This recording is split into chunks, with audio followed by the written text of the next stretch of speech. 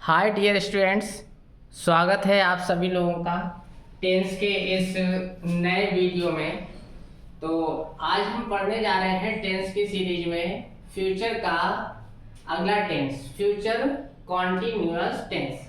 इससे पहले वीडियो में हमने डिस्कस किया था फ्यूचर इंडेफिनिट टेंस। तो फ्यूचर इंडेफिनिट टेंस में स्टूडेंट्स मैंने बताया था कि फ्यूचर के जितने भी टेंस हैं उन सभी में विल और शैल का यूज होता है। बस अंतर इतना है कि विल शैल के बाद एक एक वर्ड उसका ऐड होता चला जाता है। तो फ्यूचर इंडेफिनिट टेंस में डियर स्टूडेंट्स हमने पढ़ा था विल और शैल, लेकिन आज हम फ्यूचर कॉन्टिन्यूअस में देख रहे हैं हेल्पिंग वर्ब में थोड़ा सा चेंज आया है। विल शैल तो है ही, लेकिन उसमें बी और ऐड कर दिया गया, तो विल बी शैल बी। तो सबसे पहले हम पहचान करते हैं फ्यूचर कॉन्टिन्यूअस टेंस को कैसे पहचानेंगे। तो वाक्यों के अंत में रहा होगा, रही होगी, रहे होंगे शब्द आएंगे। इसके अलावा रहेगा, रहेगी, रहेंगे शब्द भी आ सकते हैं। तो वो वाक्य फ्यूचर कॉन्टिन्यूअस टेंस के होंगे। इनको बनाने का फॉर्मूला क्या होगा? सबसे पहले सब्जेक्ट और हेल्पिंग वर्ब के रूप में विल बी या शैल बी का प्रयोग करेंगे। वर्ब की फर्स्ट फॉर्म में आईएनजी लगेगी और ऑब्जेक्ट लगेगा। कॉन्टिन्यूअस के बारे में मैं बता दूं स्टूडेंट्स, आपको मैंने पहले ही बताया था कि कॉन्टिन्यूअस शब्द जहां भी आता है उसमें वर्ब में आईएनजी का प्रयोग होता है। तो 6 जगह पर 12 टेंसेस में से 6 जगह पर कॉन्टिन्यूअस शब्द सुनाई देगा तुम्हें। Present continuous, past continuous, future continuous, present perfect continuous, past perfect continuous, future perfect continuous. इन सभी टेंसेस में वर्ब में आईएनजी का प्रयोग होता है। तो 6 टेंस में कौन सी वर्ब आएगी ये तो याद करने की जरूरत ही नहीं है। जहां भी कॉन्टिन्यूअस शब्द लगेगा वहां वर्ब में आईएनजी का प्रयोग किया जाएगा। विल और शैल को यूज करने का तरीका मैंने बताया था कि आई और वी, अगर सब्जेक्ट हमारा सेंटेंस का आई है अथवा वी है तो हम शैल बी का यूज करेंगे, अदरवाइज बाकी सभी में हम विल बी का यूज करेंगे।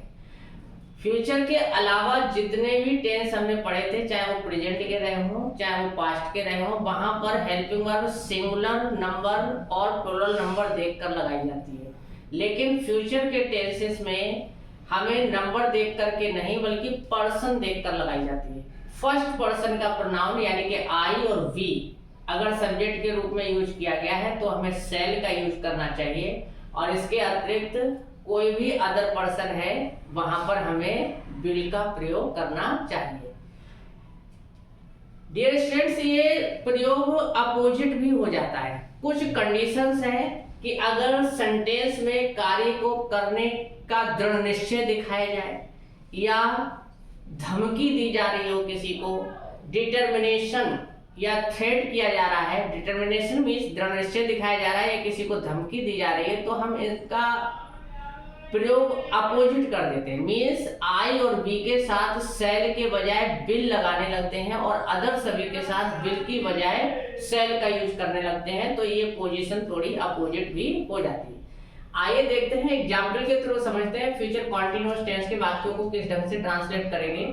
अध्यापक किताब पढ़ा रहे होंगे, सब्जेक्ट हमारा होगा टीचर, टीचर के साथ हमने यूज कर दिया विल बी। पढ़ाने के लिए टीच, चूंकि यहाँ आईएनजी आएगी तो हो गया teaching book, teacher will be teaching book. दूसरे सेंटेंस देख सकते हैं, खिलाड़ी मैच खेल रहे होंगे, खिलाड़ी मैच खेल रहे होंगे। तो प्लेयर्स हमारा सब्जेक्ट हो गया, हेल्पिंग वर्ब लगा दिए हमने will be playing the match, players will be playing the match.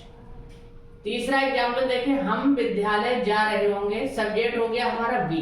देखिए यहाँ सब्जेक्ट बी आ गया, तो बी के साथ हम विल बी का यूज ना करके स्टूडेंट्स हम शैल बी का यूज किया है। तो we shall be going to school. तो इस प्रकार से हम अफर्मेटिव सेंटेंसेस में विल बी या शैल बी का यूज आवश्यकता के अनुसार कर सकते हैं। इसी रूल्स को डियर स्टूडेंट्स अगर नेगेटिव बनाना है तो हम विल और बी के बीच में, शैल और बी के बीच में हम नॉट का यूज कर देंगे। तो रूल हमारा हो जाएगा सब्जेक्ट विल या shall plus not plus be, verb में आईएनजी प्लस ऑब्जेक्ट। एग्जाम्पल के थ्रू देखते हैं। किसान खेत नहीं जोत रहा होगा। किसान फार्मर सब्जेक्ट हो गया, फार्मर के अकॉर्डिंग हमने विल लगाया, नॉट लगाया और बी। रूल में देखिए विल सेल नॉट बी, यानी कि बी से पहले नॉट, विल सेल के बाद नॉट। तो यहाँ विल के बाद नॉट और बी से पहले नॉट, तो बिल्कुल सही हम लिख रहे हैं यहाँ पर। Farmer will not B ploughing the field. जोतना, जोतने की अंग्रेजी पिलो होती है, वर्ब में आईएनजी की जरूरत है हमें, तो प्लोइंग कर दिया, द फील्ड, फील्ड खेत। गायक गीत नहीं गा रहा होगा। गायक सिंगर सब्जेक्ट हो गया हमारा singer, will not be helping verb में नॉट, बीच में नॉट आ गया, will not be singing a song. तो singer will not be singing a song. आइए स्टूडेंट देखते हैं इंट्रोगेटिव सेंटेंसेस का रूल। जैसा कि मैं बता रहा था कि हेल्पिंग वर्ब को सब्जेक्ट के पहले लिख लिया जाता है, तो हेल्पिंग वर्ब को सब्जेक्ट के पहले लिख दिया गया। और हेल्पिंग वर्ब अगर 2 शब्द की है, 3 शब्द की है, तो केवल हेल्पिंग वर्ब का फर्स्ट वर्ड ही आगे आता है और बाकी बचे हुए वर्ड सब्जेक्ट के बाद रह जाते हैं। तो देखिए हम हेल्पिंग वर्ब विल बी और शैल बी यूज कर रहे हैं, तो बी यही रह गया है और सब्जेक्ट से पहले विल और शैल उठकर आया, तो will shall plus subject plus be, verb में आईएनजी प्लस ऑब्जेक्ट। स्टूडेंट्स केवल एक ही रूल याद करना है, बाकी एक रूल से बाकी 3 को हमें बनाना सीखना है। तो पैटर्न याद होना चाहिए कि सब्जेक्ट, हेल्पिंग वर्ब, नॉट। अगर हम हेल्पिंग वर्ब के बाद नॉट लगा लेंगे तो नेगेटिव हो जाएगा। हेल्पिंग वर्ब का फर्स्ट वर्ड अगर उठा के हम सब्जेक्ट के पहले लिख लेंगे तो इंट्रोगेटिव हो जाएगा। हेल्पिंग वर्ब का फर्स्ट वर्ड सब्जेक्ट के बाद और सब्जेक्ट के बाद नॉट भी लगा लेंगे तो फिर वो इंट्रोगेटिव नेगेटिव का रूल हो जाएगा। एग्जाम्पल के थ्रू देखते हैं। क्या सुनील फिल्म देख रहा होगा? तो क्या शुरू में आ गया है तो केवल हेल्पिंग वर्ब को आगे करेंगे हम, will Sunil be watching movie. Will Sunil be watching movie, ये विल आगे किया है इंट्रोगेटिव होने की वजह से। यहाँ क्या की कोई अलग से अंग्रेजी नहीं लगाना है, तो विल सब्जेक्ट हो गया सुनील, हेल्पिंग वर्ब का दूसरा वर्ड रह गया यहाँ पर बी, वॉचिंग मूवी। रूल से मिला करके अगर हम देखें तो विल सेल पहले आएगा, ये आ गया, सब्जेक्ट आएगा, ये आ गया, बी आएगा तो बी आ गया, वर्ब में आईएनजी आएगी तो ये आ गई और ऑब्जेक्ट आ गया। बिल्कुल हम क्रम में सही ढंग से लिखते चले आ रहे हैं, सेंटेंस सही। वह बाजार क्यों जा रहा होगा? स्टूडेंट्स इसमें देखिए क्यों शब्द आ गया बीच में, तो क्या, कब, क्यों, कहां, कैसे अगर सेंटेंस में आते हैं तो उनकी हमें अंग्रेजी सबसे पहले लगानी होती है। तो क्यों, क्योंकि अंग्रेजी लगा दी हमने वाई, और उसके बाद यही रूल अप्लाई करना है। तो विल सेल आएगा तो विल लगा लिया हमने, सब्जेक्ट आएगा ही लगा लिया, बी आएगा तो बी लगा लिया, वर्ब में आएंगे गोइंग टू मार्केट। वह बाजार क्यों जा रहा होगा? Why will he be going to market. नदी में कौन नहा रहा होगा? तो कौन यानी कि हु वाले सेंटेंस में सब्जेक्ट नहीं होता है, यही इंट्रोगेटिव वर्ड का काम करता है और यही सब्जेक्ट का काम करता है, ठीक है।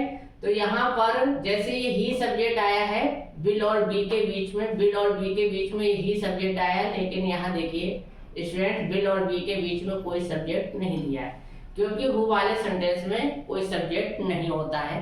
हु खुद सब्जेक्ट का काम करता है और ये इंट्रोगेटिव वर्ड का भी काम करता है।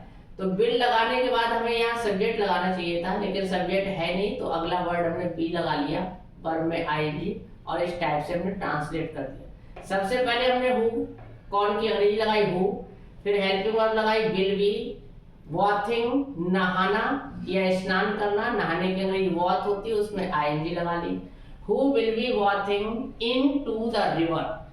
डियर स्टूडेंट्स यहाँ पे थोड़ा सा कंफ्यूजन होता है कि इन द रिवर लिखें या फिर हम इन टू द रिवर लिखें। तो इन टू इसलिए लगाया गया है जहां पर गति होती है, मूवमेंट पाया जाता है, तो वहां पर इन का प्रयोग ना करके इन टू का प्रयोग करते हैं, तो इस वजह से यहाँ पर इन टू द रिवर लिखा गया। नेक्स्ट रूल पर आते हैं इंट्रोगेटिव नेगेटिव पर। तो सब्जेक्ट से पहले हेल्पिंग वर्ब और सब्जेक्ट के बाद नॉट, और हेल्पिंग वर्ब का दूसरा वर्ड जो बचा है वो यहाँ पर लिख गया।